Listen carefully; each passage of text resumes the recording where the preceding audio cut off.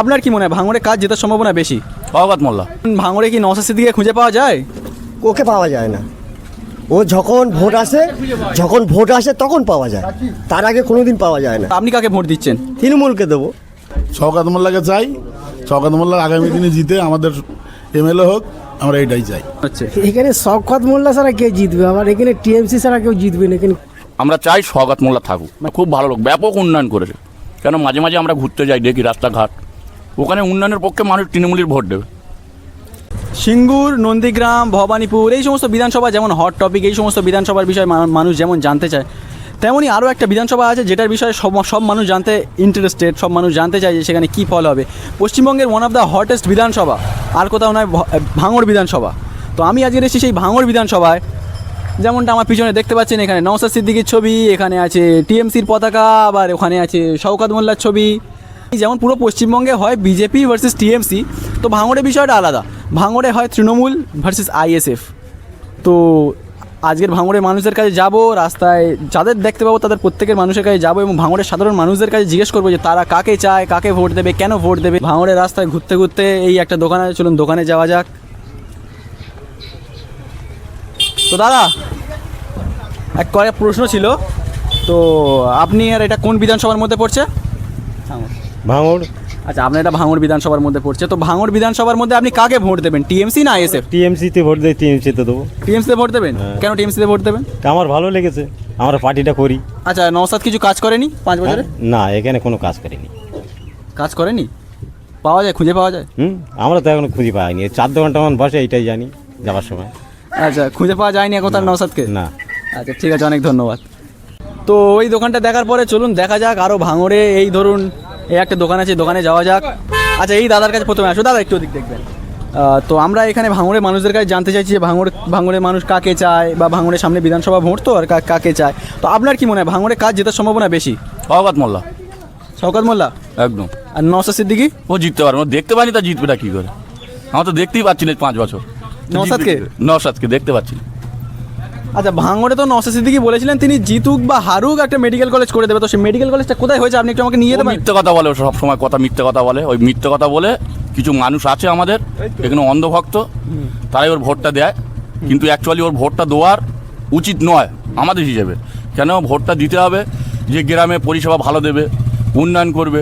আজকে কি ছিল না আমাদের হাতিশালায় ব্যামতা 2 অঞ্চলটা 42 নম্বর বুথ, দেখুন তো ঘুরে ঘুরে কী করেছে। রাস্তাঘাট, পানীয় জল, কোনোটাই অসুবিধা রাখিনি। লক্ষ্মীর ভাণ্ডার মেয়েরা কতদের সুরক্ষিত আছে, সব মেয়েরা রাস্তায় রাস্তায় থাকে, কোনো অসুবিধে নেই, কোনো ডিসিপ্লিন বাজে কথা বলে না। শওকত মোল্লাই 2023 সাল থেকে এই 2026 পড়লো, এই ভোট হবে। এত শান্তি রয়েছে, শান্তির কথা আর বলার নেই। আমরা চাই শওকত মোল্লা থাকুক। মানে শওকত মোল্লা অবজারভার হওয়ার পরে ভাঙড়ে শান্তি ফিরে এসেছে। শান্তি ফিরে এসছে। আমরা চাই উনি জিতুক, জোড়াফুলির পক্ষে আমরা ভোটটা দেব। তাহলে পুরো ভাঙড় এখন জোড়াফুলের পক্ষে? একদম একদম, কেউ নিতে পারবে না। দেখবেন 4 তারিখে রেজাল্ট ঘোষণা হবে, আপনাকেও ইনভাইট করছি আমি নিজের ব্যক্তিগতভাবে। দেখবেন 50,000 ভোটে জিতে যাচ্ছে। 50,000 ভোটে জিতে। তা লিখে রেখে দিন আজকে তারিখ ধরে। আচ্ছা, আপনাদের আগে যে ভাঙড়ের যে আগে একজন তৃণমূল বিধায়ক ছিলেন, প্রাক্তন তৃণমূল বিধায়ক আরাবুল ইসলাম, তিনি তো এখন আইএসএফ জয়েন করেছেন এবং ক্যানিং পূর্বে থেকে তিনি দাঁড়াচ্ছেন। তো কী ফলাফল হতে পারে? একটা গদ্দার, তৃণমূলের একটা গদ্দার। এই 2021 সালে রেজাউল করিমের হারিয়েছিল ওই আরাবুল ইসলাম। আচ্ছা, আর ও আজকে বাঘের গালে গেছে। এখান থেকে কিছু পাইনি কো, এখানে লুটে পুটে খেয়েছে। হাতিশালা ব্যামতা 2, এখানে আর কিছু পাচ্ছি না। এবার বাঘের গালে গেছে, বাঘের গালে থেকে আবার ফিরে আসবে 4 তারিখের পরে। শওকত মোল্লার ওখানে কেউ টিকতে পারবে না, খুব ভালো লোক, ব্যাপক উন্নয়ন করেছে। কেন মাঝে মাঝে আমরা ঘুরতে যাই, দেখি রাস্তাঘাট, ওখানে উন্নয়নের পক্ষে মানুষ তৃণমূলের ভোট দেবে। দাদা দাদা দাদা একটু তো আপনার তো এটা ভাঙড় বিধানসভার মধ্যে পড়ছে। তো আপনি ভাঙড় বিধানসভায় তো আইএসএফ এর আপনার ধরুন নওশাদ সিদ্দিকী আছে এবং আপনার শওকত মোল্লা আছে। তো আপনি কাকে ভোট দিচ্ছেন? তৃণমূলকে দেবো। তৃণমূলকে দেবে? হ্যাঁ। তৃণমূল উন্নয়ন করেছে? হ্যাঁ, উন্নয়ন করছে তো, প্রচুর উন্নয়ন, এর উন্নয়নের শেষ নেই। আচ্ছা আচ্ছা, ভাঙড় কি এখন ভাঙড়ে কি নওশাদ সিদ্দিকীকে খুঁজে পাওয়া যায়? ওকে পাওয়া যায় না।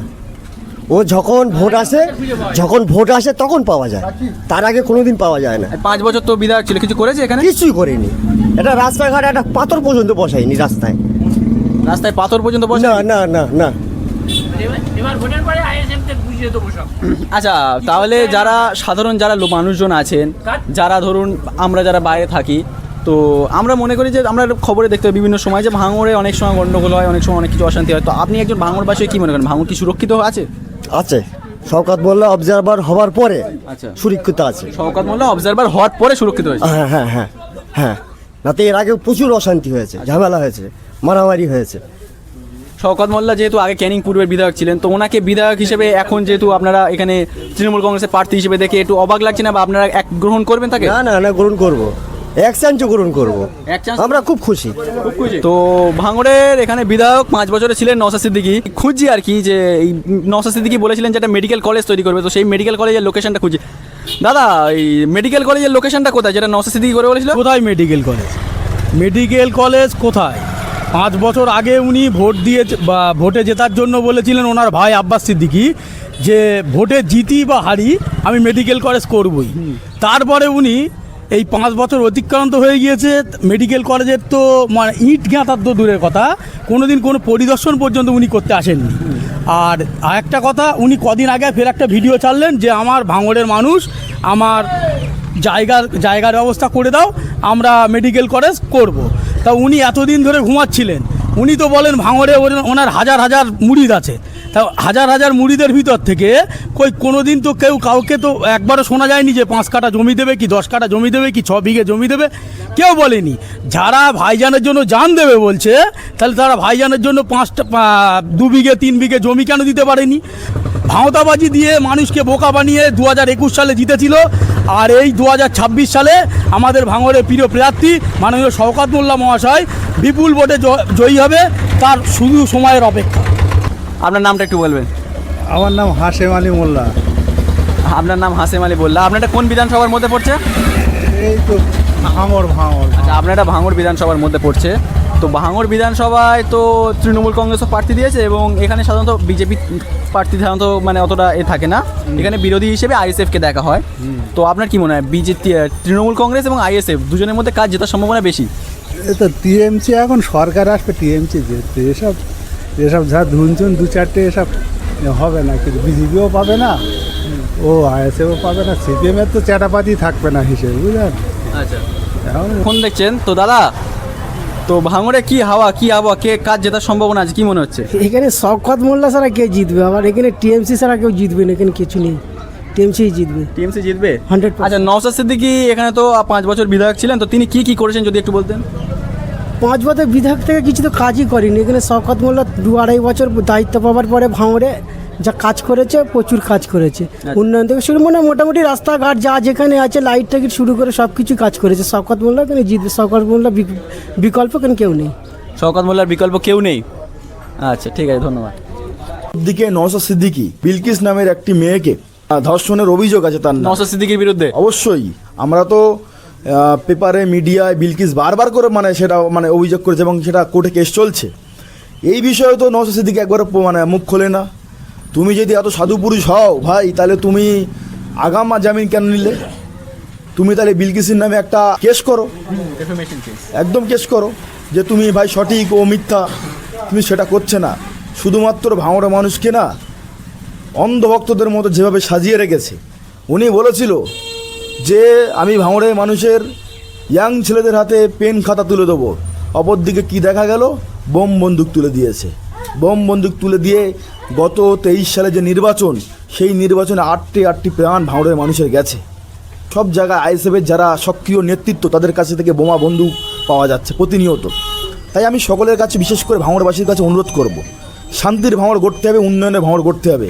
এই নির্বাচন আমাদের কাছে একটা অত্যন্ত প্রমাণ করা নির্বাচন যে ভাঙড় কোন দিকে থাকবে, উন্নয়নের দিকে না যারা ভাঁওতাবাজি দিয়ে যাচ্ছে তাদের দিকে। তাই আমি সকলের কাছে অনুরোধ করব, আগামী 29 এপ্রিল সকাল সকাল উন্নয়নের পক্ষে ভোটটা দিতে হবে। মমতা বন্দ্যোপাধ্যায়, অভিষেক বন্দ্যোপাধ্যায়ের মনোনীত প্রার্থী, আমাদের প্রিয় অভিভাবক মাননীয় শওকত মোল্লা মহাশয়কে বিপুল ভোটে জয়ী করে ভাঙড়কে উন্নয়নের জোয়ারে ভাসাতে হবে, এটাই আমাদের অঙ্গীকার। এই আইএসএফ, এই মিম বলুন আর এজিইউপি বলুন, এরা মুসলিম ভোট কেটে বিজেপিকে সুবিধা করে দেওয়ার চেষ্টা করছে। এটা আমাদের বিশেষ করে মুসলিম সম্প্রদায়ের মানুষ, তাদেরকে বুঝতে হবে। ভাঙড়ে কাজ জেতার সম্ভাবনা আছে। গত 5 বছর আগে এই আইএসএফের বিধায়ক নওশাদ সিদ্দিকী এবং তার ভাই আব্বাস সিদ্দিকী ভোটের আগে বিভিন্ন রকম মানুষকে প্রতিশ্রুতি দিয়েছিল।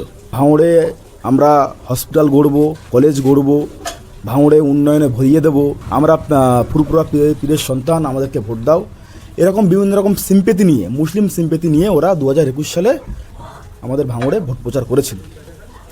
মানুষ ওদেরকে একবার সুযোগ দিয়েছে, কিন্তু 5 বছর অতিক্রান্ত হয়ে গেছে।